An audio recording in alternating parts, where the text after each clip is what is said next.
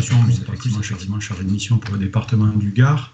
Je traite différentes thématiques en lien avec l'informatique et plus spécifiquement du SIG. Donc je vous remercie d'assister à cette présentation, puis je remercie Romain aussi pour l'initiative. Alors je ne vous cache pas qu'avec tous les tweets, likes et retweets de ces 2 derniers jours, ça fait un peu monter la pression, mais ce qui est bien avec le distanciel, c'est qu'a priori, je n'aurai pas de problème pour mon intégrité physique, donc ça devrait le faire. Alors, pourquoi j'ai proposé à Romain de faire cette présentation?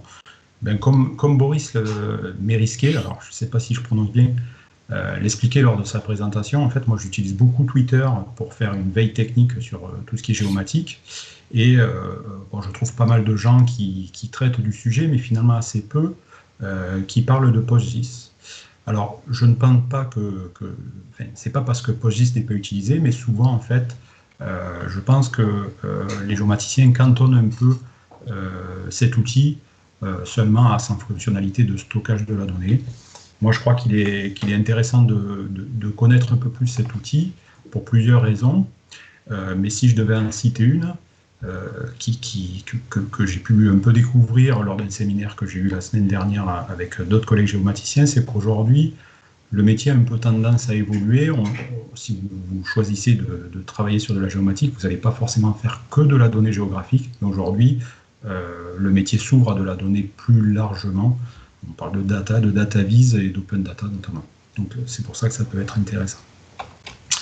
Au niveau du sommaire, j'ai prévu une démo en 2 temps, avec au départ quelque chose d'un peu théorique où je vous ferai un petit peu d'histoire des modèles de conception informatique. Alors j'ai vulgarisé le propos, ouais, donc c'est très discutable, mais c'est l'idée, c'est un peu de vous donner les grandes lignes.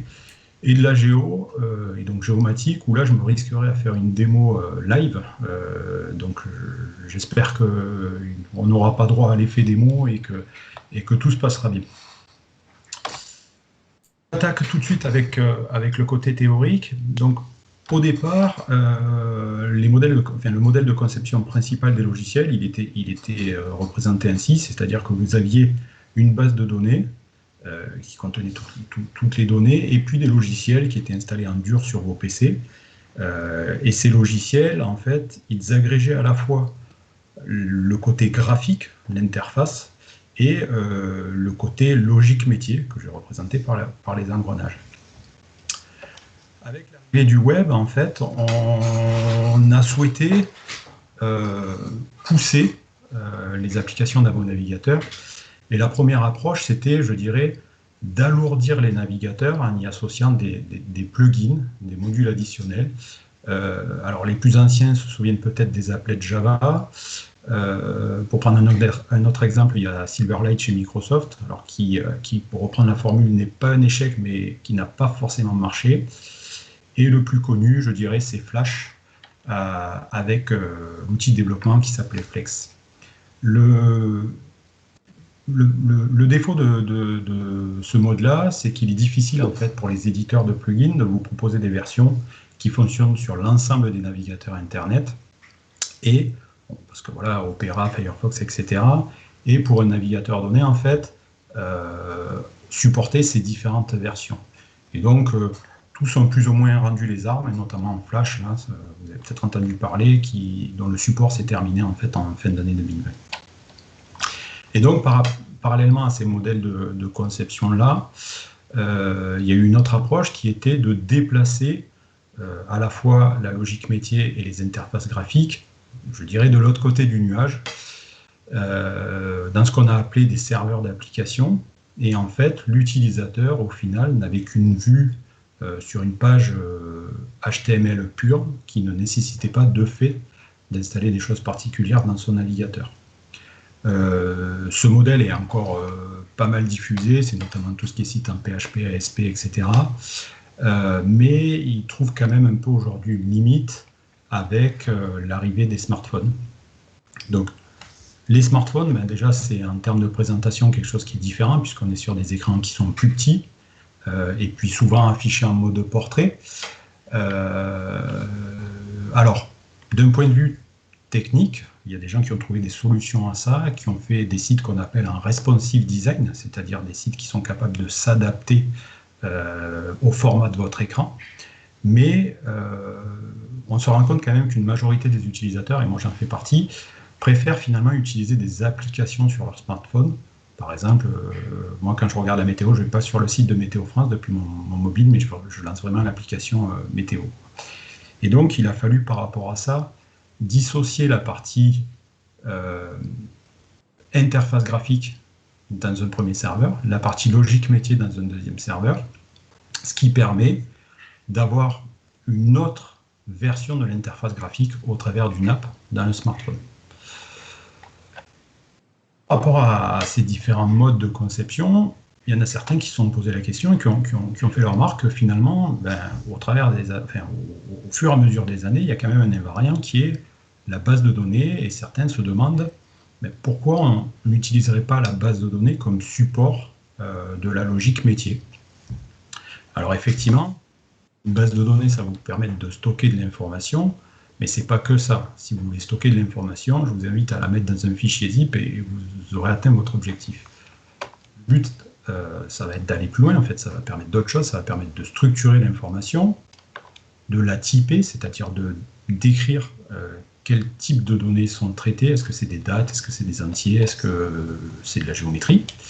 Ça vous permet bien sûr de requêter et, pour optimiser les requêtes, d'indexer.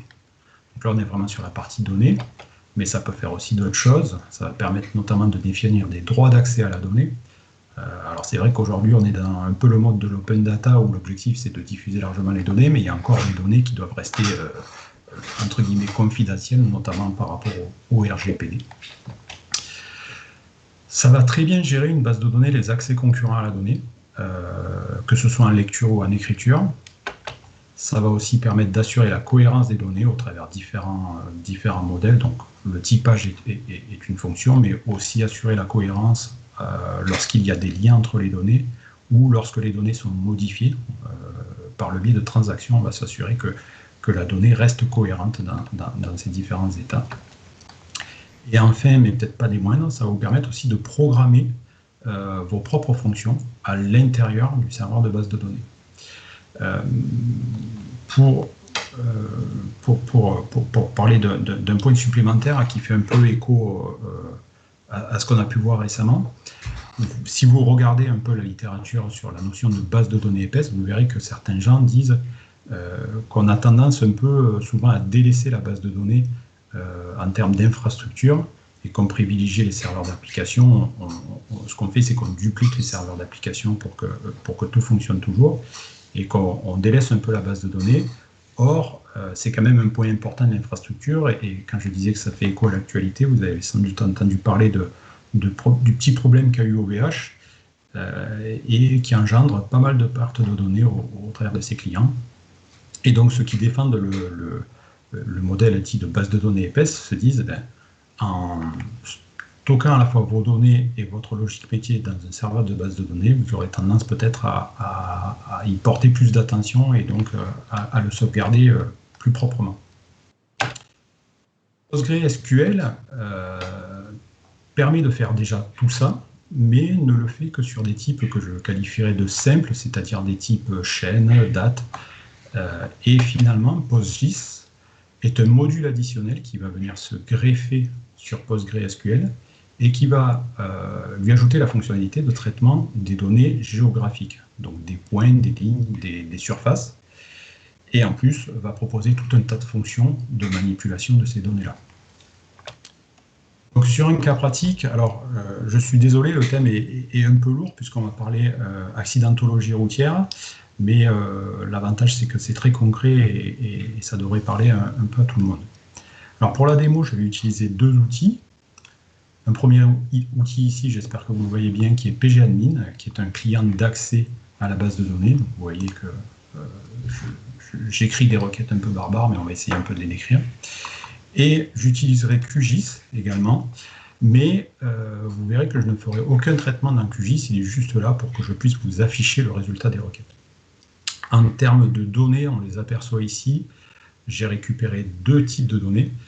La première qui est l'historique des alertes Waze sur le périmètre du Gard. J'ai un peu plus d'un an de données, ça correspond à peu près à 630 000 points. Et en dessous, alors je vais décocher pour passer mieux, ce que j'appelle le référentiel routier du département du Gard, c'est-à-dire le linéaire que le département du Gard a en gestion et donc dont il assure l'entretien et l'évolution. Au niveau des tronçons, on est à peu près à 50 000 objets pour 4600 km de route gérée. Oui, en termes d'infra, je vous précise, je regardais mes notes, que j'ai tout installé sur mon poste, donc à la fois le serveur de base de données, le client, le PG-admin. On n'est vraiment pas sur un poste très costaud, on est plutôt sur un poste bureautique, c'est un 4 cœurs avec SSD et 8 Go de RAM. Vous allez voir que quand même, rien qu'avec ça, j'ai déjà des temps de réponse assez satisfaisants. Donc, au niveau de mes données, j'ai donc toutes les alertes Waze, c'est-à-dire que j'ai bien sûr les accidents, mais aussi les bouchons, les nids de poules. Et moi, ce qui va m'intéresser, c'est de faire une première requête qui va me filtrer seulement les accidents graves qui se sont déroulés au cours de l'année. Donc là, on est dans une logique tout à fait de sélection attributaire, c'est-à-dire que ici, j'ai un premier filtre qui s'intéresse sur les accidents graves, et ici, un deuxième filtre où je vais dire je ne retiens que ceux dont la date de création d'incident est inférieure à 1 an. On voit déjà quand même un point intéressant ici, l'utilisation d'une fonction âge qui me permet de faire la différence entre deux dates et la comparaison avec quelque chose qui est très textuel du coup, one year, pour dire je veux les accidents qui sont intervenus au cours de cette dernière année. Je vais créer une vue et je vous montre juste ici le temps d'exécution de la requête. J'ai un résultat donc en 231 millisecondes et ça m'a extrait en gros 1650 lignes. Si je vais dans QGIS, que je rafraîchis ici au niveau de mes tables disponibles, je vais afficher les accidents depuis 1 an, je décoche les alertes totales et vous voyez déjà c'est pas mal filtré. Donc je vais faire une deuxième requête. Cette deuxième requête, elle va être constituée de la première telle qu'elle, sauf que je vais y ajouter un critère supplémentaire de filtre qui est la proximité de l'accident, de l'alerte, au réseau routier départemental. Puisque l'idée étant de faire évoluer le réseau routier pour le sécuriser, et comme en tant que gestionnaire au département du Gard, on ne peut agir que sur le réseau du Gard, je n'ai pas forcément envie de voir les accidents qui se seraient produits ailleurs. De la même façon, je vais créer ma vue. Je vous montre ici que j'ai un résultat en voilà, toujours 293 millisecondes et je suis tombé à 812 lignes, 812 points. Je reviens dans mon PostGIS, j'actualise, je mets, je retire celle où j'avais. Donc vous voyez, là encore, j'ai pu filtrer un certain nombre d'accidents. On voit notamment que tous les accidents qui sont produits sur cet axe, qui correspond à l'autoroute A9, n'apparaissent plus dans mon deuxième filtre. Donc là, j'ai déjà pas mal filtré, j'ai des données qui, entre guillemets, d'un point de vue concret, concernent plus le département du Gard. Mais ce qu'on s'est rendu compte à l'analyse de ces données, c'est qu'on avait un certain nombre d'accidents qui étaient déclarés en double. Donc ça, c'est un peu le propre, je dirais, du fonctionnement de Waze. Les utilisateurs peuvent créer indépendamment des accidents et donc ils peuvent se retrouver en fait au même moment. Donc on va essayer un peu ici de supprimer ces doublons. Donc je vais créer pour ça une troisième vue. Je rappelle, j'ai ici exactement les deux mêmes requêtes que j'ai fait précédemment, mais je vais, dans une partie en dessous, essayer de supprimer les doublons. Alors là, ça se complexifie un peu. Je vais vous décrire rapidement le fonctionnement. En fait, ce qui se passe, c'est qu'on va faire une jointure des accidents avec cette même table d'accidents, ce qui va nous permettre d'identifier des doublons. On a défini, d'un point de vue métier, qu'on allait considérer que deux accidents étaient des doublons dès lors qu'ils avaient été déclarés à plus ou moins 1 heure d'intervalle. Ici, on est vraiment sur une jointure plutôt attributaire, et qu'il s'était produit à plus ou moins 500 mètres. C'est-à-dire qu'à l'intérieur de la même requête, j'ai à la fois une jointure attributaire et géographique. Et pour ne garder qu'un des deux accidents, je définis ici mes critères en fait, de sélection. Je vais dire, si j'ai deux accidents, ben, prioritairement, je vais garder celui qui a la fiabilité la plus grande. Si jamais ces deux accidents ont une même fiabilité, ben, alors je vais prendre celui qui a la date de création la plus vieille. L'idée étant d'avoir l'accident le plus proche de l'heure de survenance. Et je prends un dernier critère qui est vraiment pas du tout métier, mais si jamais ces deux accidents ont la même fiabilité et la même date de création, ce qui paraît quand même peu probable puisqu'on a des dates à la seconde près, alors je vais prendre celui qui a l'identifiant inférieur. Donc je vais ici. Je vous montre par le biais de l'interface et j'ai admis le temps d'exécution. On est toujours entre guillemets largement en dessous de la seconde, hein, 711 millisecondes, 694 points retournés. Je reviens dans mon QGIS, j'actualise, je dépose la couche. Alors là c'est très léger, hein, on n'a pas supprimé beaucoup de points, mais on arrive un peu à distinguer, alors je ne sais pas comment ça ressort sur Twitch, mais on arrive un peu à distinguer certains accidents qui ont été retirés par le biais de cette requête. Donc là, déjà, on a des résultats sympas, mais vous voyez quand même que, pardon, je décoche ça, sur tout le réseau du département du Gard, j'ai des accidents un peu de partout, et il est difficile de cibler des zones prioritaires à traiter. Alors, je vais essayer, toujours par le biais de mes requêtes de sélection, d'identifier quelque chose qui est un peu à la mode en ce moment, c'est-à-dire des clusters d'accidents, c'est-à-dire des zones où plusieurs accidents se sont produits à proximité. Je reviens ici.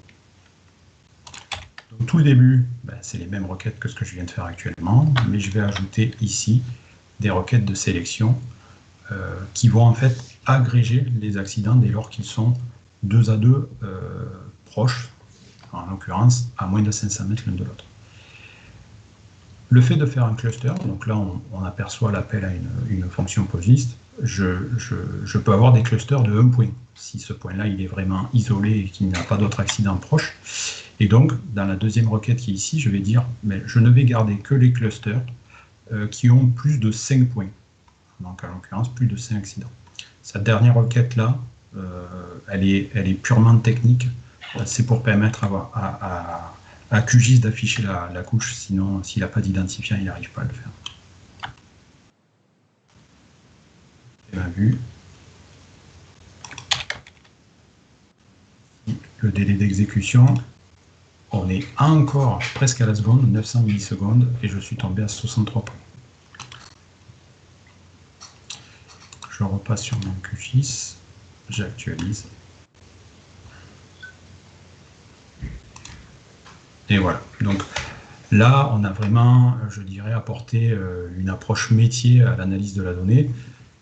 Les agents qui vont être en charge du traitement de l'accidentologie routière vont pouvoir se focaliser sur les sites qu'on voit apparaître ici, où plusieurs accidents se sont produits au cours de l'année, et plusieurs accidents graves en plus. Ma requête, elle a quand même un petit défaut, en fait. Je peux vous le faire apercevoir ici. C'est que mes points, en fait, ils n'ont aucun attribut. J'ai juste la géographie et un petit identifiant là.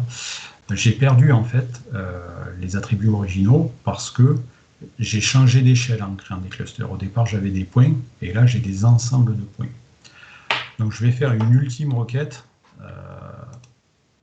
où je vais remonter à mes points originaux pour récupérer les attributs et je vais en profiter aussi pour ajouter d'autres attributs plus métiers, disons. Donc, comme à chaque fois, le début de ma requête, vous voyez qu'elle commence à s'allonger, mais en fait, je ne fais que répéter ce que je viens de vous présenter. Je vais ici récupérer les attributs, mais aussi, comme je vous disais, en profiter pour ajouter des attributs métiers. Par exemple, ici, ce que je vais faire, c'est que je vais construire une adresse d'accès à un site de presse local chez nous pour voir. L'idée, c'est de se dire, tiens, cet accident, il a peut-être été relaté dans la presse, et je vais peut-être trouver grâce à ça un article qui va me donner des indications à la fois sur la gravité et sur les circonstances de l'accident. Et je vais aussi, un autre exemple ici, transformer mon point en URL vers Google Street View. Au-dessus, j'utilise de la concaténation de chaînes pour vous montrer un peu à quoi ça peut ressembler. Là, vous voyez que j'ai vraiment développé en fait moi-même une fonction que j'ai appelée point vers Google Street View qui prend un paramètre et qui transforme ce point en URL. J'ai une autre fonction un peu construite suivant le même modèle en dessous qui est point vers géoportail, où là on va aller sur le géoportail de l'IGN. Mais celle-ci, elle prend en plus un ensemble de couches qui sont disponibles sur le géoportail qui seront affichées.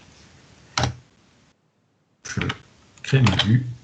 Je vous montre ici le délai d'exécution qui forcément augmente un peu à chaque fois. Mais on est encore... Ah non, on est passé à 2 secondes. Donc voilà, on est à 2 secondes. On retrouve bien les 63 points. Je reviens sur mon QGIS. J'actualise.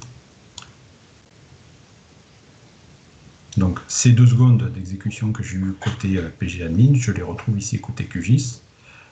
Et voilà, mes points se sont affichés. Donc il y a en fait une superposition parfaite des 2 couches. On n'a pas ajouté des points. Mais par contre maintenant, et je vais venir zoomer ici, sur un accident en particulier. Je me loupe de zone, c'est pas celle-là que je voulais vous montrer. C'est important.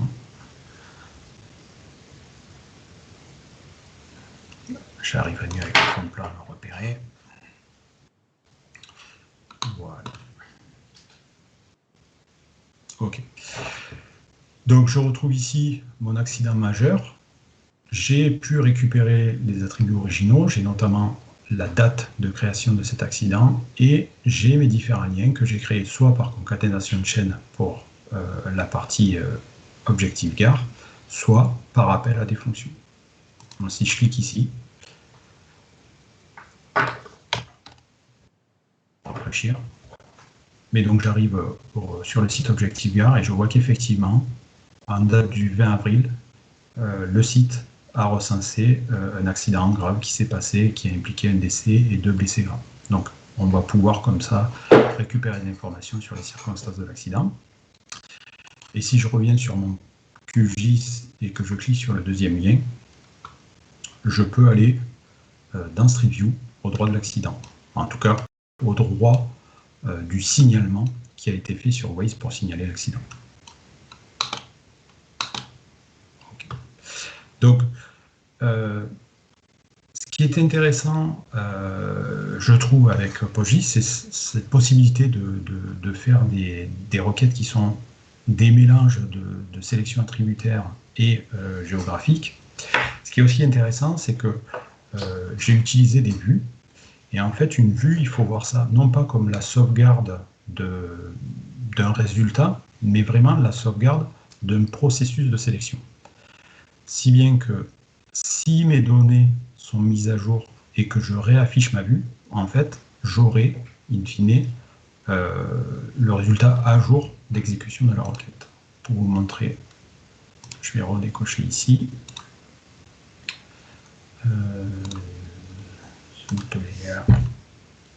Pardon, ça. Donc vous voyez ici que j'ai une zone vide. Et je vais créer des incidents factices. Donc il faut s'imaginer un processus qui irait chaque jour récupérer les données à jour de Waze et qui voilà, permettrait d'avoir les dernières données. Je reviens ici dans mon QGIS. Je lui demande juste de rafraîchir l'affichage. Et vous voyez ici une zone d'accident qui vient d'être affichée. Alors, je vais me réattarder juste 2 secondes sur ce cluster-là pour vous dire que, quand même, finalement, j'ai pu mettre en avant un certain nombre de clusters et de zones accidentogènes, mais que l'œil de l'homme est encore important. Je vais vous montrer un peu les limites de l'exercice.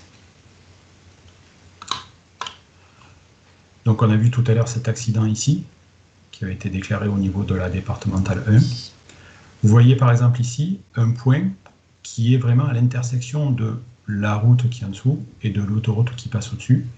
Là, un accident a été signalé, mais comme je n'ai pas d'informations sur l'altimétrie de l'accident, je ne suis pas capable de dire si l'accident a bien eu lieu sur la route départementale qui passe en dessous ou sur l'autoroute qui passe au-dessus. Typiquement, si j'avais pu exclure cet accident-là, j'aurais plus mes 5 accidents et donc je n'aurais plus de cluster. Une autre limite,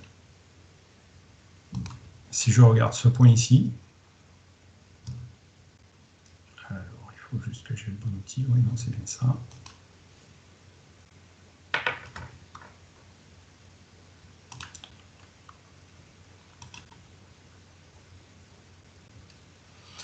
En fait, ah non, c'est pas le bon que je sélectionne, je vais y arriver. Peut-être celui-là.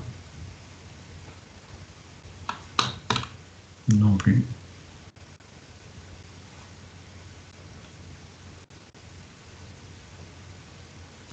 Bon, je ne le retrouve pas. Je ne sais plus lequel c'est. Ça doit être celui-là. Donc en fait, juste pour vous dire que en analysant les données, j'ai pu remarquer que j'avais 2 fois le même accident qui était déclaré. Pourtant, j'avais normalement fait une requête qui me permettait d'exclure ces doublons-là.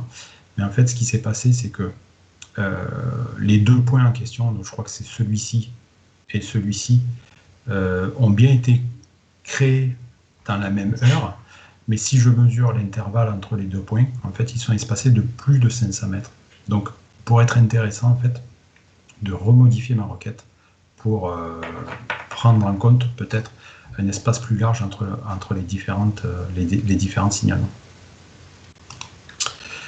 Donc, j'en ai fini avec ma démo. J'espère que je ne vous ai pas trop assommé. Je vous ai mis dans le PowerPoint ici quelques références, donc mon Twitter, si vous avez des questions spécifiques à poser sur cette démo, mais plus largement sur PostgreSQL et PostGIS. Un lien vers un des rares comptes Twitter que j'ai vu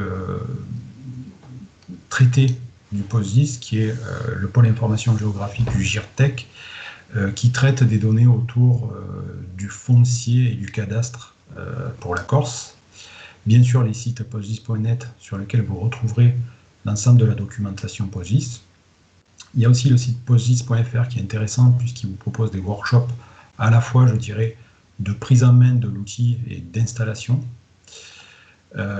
Autre outil qui peut être intéressant, donc moi je vous ai montré ici, je faisais mes exécutions de requêtes sur un outil qui s'appelle pgadmin, mais il existe un autre outil qui s'appelle dbeaver, qui a priori est plus sympa sur l'affichage géographique, qui peut même presque permettre de se passer de QGIS sur les affichages. Et puis un site qui n'est pas en lien direct avec Postgre, mais qui est un site qui vous permettra de vous aiguiser, je dirais, sur le SQL, qui est SQL Zoo. Ce site, il est sympa puisqu'en fait, il héberge des données, il vous permet de taper des requêtes SQL directement en ligne et de vérifier que le résultat est bien celui attendu. Voilà, j'en ai terminé pour mes questions. Alors, je n'ai pas trop drivé le temps. J'espère que je n'ai pas été ni trop long ni trop court. Je suis dispo si vous avez des questions. Merci. Merci, Michael. C'était très bien niveau timing. Le soleil s'est couché entre-temps, mais c'est pas de ta faute. Ouais. Donc, on te remercie beaucoup dans le chat pour la présentation aussi. Et on te félicite aussi d'avoir tenté la démonstration live. Voilà, le live, c'est super. Bon, c'est bon, Murphy et ses lois sont bien restés confinés, donc tout s'est bien passé. Très bien. Et on a quelques questions. Une première de la part de Robin dans le chat. Donc il te demande si, alors quel est l'intérêt sur une volumétrie de données relativement faible comme ça, de passer par du SQL, du PostGIS par rapport à des outils moins verbeux entre guillemets, Python, R ou simplement graphique. Est-ce que c'est une question de performance, une question de reproductibilité ou autre? Alors, moi, effectivement, mais je pense qu'on va retrouver un peu les mêmes choses en Python. J'ai pas tendance à utiliser les outils QGIS parce qu'on est sur des outils d'interface graphique et que, en gros, c'est du clic-bouton. Et si jamais je dois rejouer Bien mes sûr. requêtes, mes analyses, je vais devoir refaire le clic-bouton. Donc c'est pour ça que j'ai plutôt privilégié PostGIS. En termes de rapidité de traitement, moi j'ai jamais fait de Python, donc très franchement je pourrais pas vous dire. Euh, Lors d'une précédente démo, en fait, je me souviens que la question s'était posée un peu sur finalement quel est le meilleur outil à utiliser. Et la réponse était il n'y a pas vraiment d'outils, vous avez une multitude d'outils et il y en a certains avec lesquels vous serez le plus à l'aise. En l'occurrence, moi je suis issu d'une formation plutôt purement informatique, pas du tout géographique. Et le SQL, c'est quelque chose qu'on apprend dans toutes les formations informatiques, alors que des outils comme Python, en l'occurrence, c'est vrai que j'en ai jamais fait. En termes de rapidité d'exécution, donc là j'ai quand même 600 000 points et 50 000 tronçons, donc effectivement on n'est pas sur des millions et des millions d'éléments, mais on a quand même des temps de réponse, je trouve, assez intéressants. Ce qui est difficile, c'est que des fois, en fait, il est possible d'écrire plusieurs requêtes qui vont atteindre le même résultat, mais pour les optimiser, suivant la façon dont on les écrit, on va mettre en application les index de recherche qui auront été créés. Donc, j'ai oublié de vous montrer ça, mais en fait, dans ma première requête, si je remonte tout en haut, pourquoi cette requête, finalement, en quelques secondes, elle répond? C'est parce que j'ai créé, au niveau de ma table des historiques d'alerte, des index à la fois sur les colonnes de type d'accident et aussi de date de création. Donc voilà, je vous dis, je n'ai pas fait de Python, je ne sais pas quelle est sa capacité à traiter la donnée. Il y a peut-être un point qui penche pour PostGIS, mais encore, ça serait à bencher, c'est que quand vous faites traiter la donnée directement par le serveur de base de données, vous n'avez pas de transit de l'information entre le serveur de base de données et le client qui va se charger d'exploiter la donnée.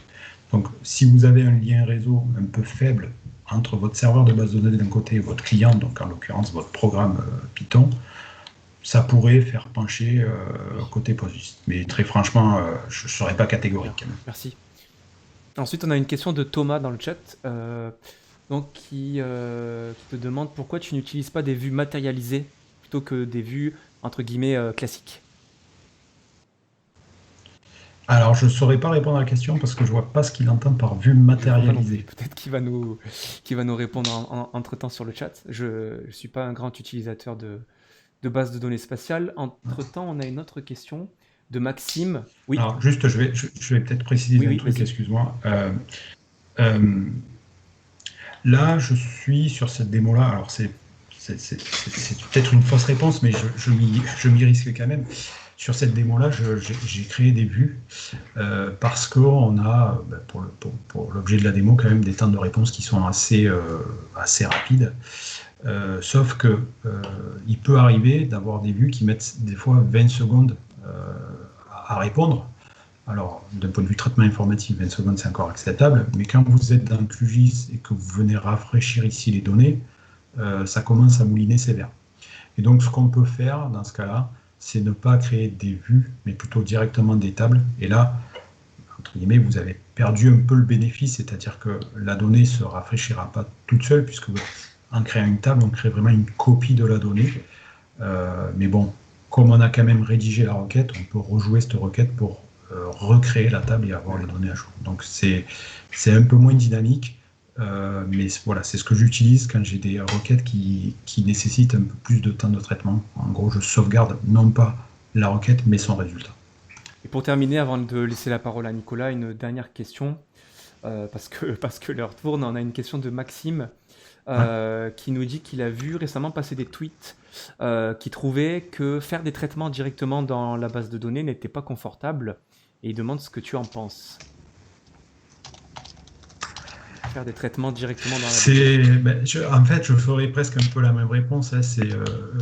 Il faut voir l'outil qu'on préfère. Il y a, alors, comme vous le disiez, moi je suis plutôt issu d'une formation informatique et j'ai été développeur avant de travailler sur du SIG.